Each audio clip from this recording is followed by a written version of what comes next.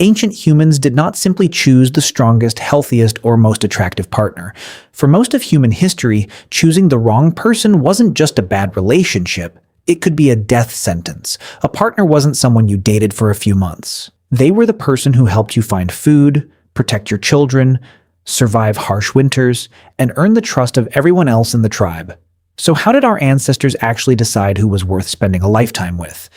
The answer is far more surprising than most people imagine, because for hundreds of thousands of years, love was only one small part of the equation. Survival was making most of the decisions. When people picture the Stone Age, they often imagine one simple rule. The biggest, strongest man gets every woman. The weakest men are left behind. It sounds logical. But decades of research on modern hunter-gatherer societies suggest something much more complicated. Take the Hadza of northern Tanzania. They're one of the last hunter-gatherer groups whose lifestyle still resembles, in many ways, how humans lived before farming. Anthropologist Frank Marlowe spent years studying the Hadza, expecting hunting success to be the most important quality women looked for. Instead, he found something unexpected. Yes, hunting mattered, but it wasn't everything. Women also preferred men who shared food generously, cooperated with others, avoided unnecessary violence, and maintained good relationships inside the camp, because bringing home meat once meant very little if nobody wanted to live with you afterward. In a hunter-gatherer camp, your reputation traveled faster than you did. There were no strangers, no dating apps, no moving to another city after a breakup. A typical camp contained only a few dozen people. Everyone had known you for years.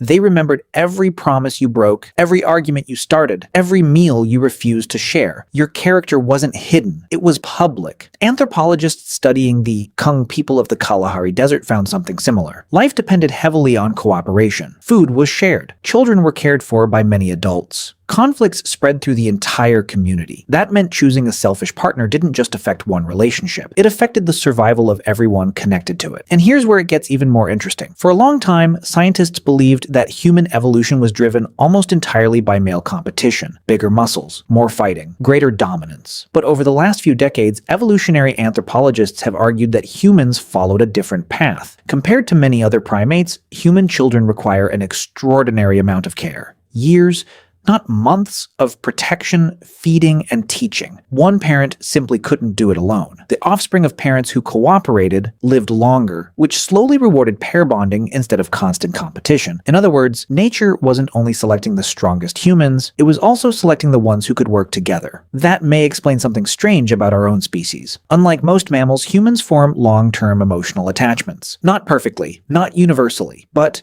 far more often than many of our closest relatives. Love may feel deeply personal, yet its evolutionary roots were surprisingly practical. A reliable partner meant safer children, more food, more protection, and a better chance that your family line continued into the next generation. But none of this means attraction didn't exist. It absolutely did. People still noticed beauty, strength, health, confidence, just as we do today. The difference was, those qualities weren't enough by themselves. Because in a world without hospitals, without police, without supermarkets, being attractive could never replace being dependable. And that's something modern life sometimes makes us forget. So who actually made the final decision? For centuries, people assumed the answer was simple. Men chose, women followed. But anthropology paints a far more complicated picture.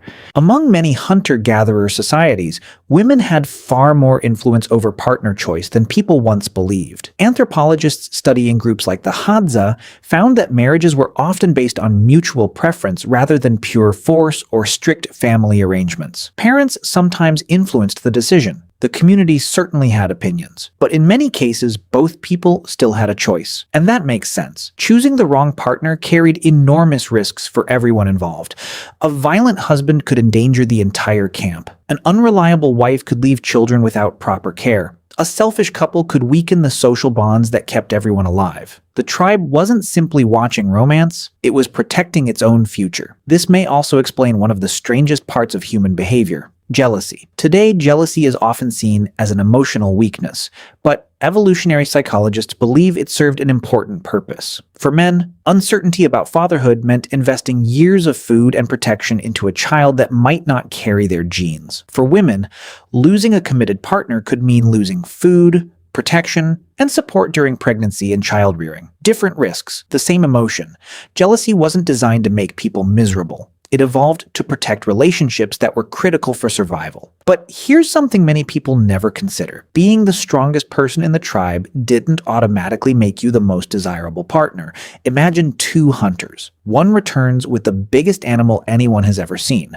But he keeps the meat for himself. He starts fights. He ignores children. Nobody trusts him. The second hunter catches less, but he shares every meal. He repairs broken tools. He helps older members of the camp. He stays calm during conflict. Which one would you trust to raise a family? In small communities where everyone remembered everything, reputation became one of the most valuable qualities a person could have. Your actions lasted far longer than your appearance. And perhaps that's the biggest myth about attraction. We often imagine our ancestors choosing partners based only on beauty or strength. In reality, they were constantly evaluating something much harder to fake: reliability, generosity, kindness, cooperation. These qualities weren't simply moral ideals. They increased the chances that children survived. Over thousands of generations, those decisions slowly shaped the psychology we still carry today. That's why confidence often feels attractive, why generosity earns trust, why loyalty matters so deeply, and why betrayal hurts far more than logic says it should. Your brain isn't making these decisions from scratch. It's using instincts refined across hundreds of thousands of years. Of course, modern relationships are different. We no longer depend on one person to help us survive winter or find tomorrow's meal. Our world has changed. Cities replaced tribes. Technology replaced many of the dangers our ancestors faced. But evolution moves far more slowly than civilization. The ancient world disappeared in only a few thousand years. Your brain has been evolving for hundreds of thousands, which means that every time you feel drawn toward someone, every time trust feels more valuable than appearance, every time kindness changes the way you see another person, you're experiencing instincts that may have begun around ancient campfires long before history was ever written. We like to believe we choose our partners with completely modern minds, but perhaps part of every choice was made long before either of us were born.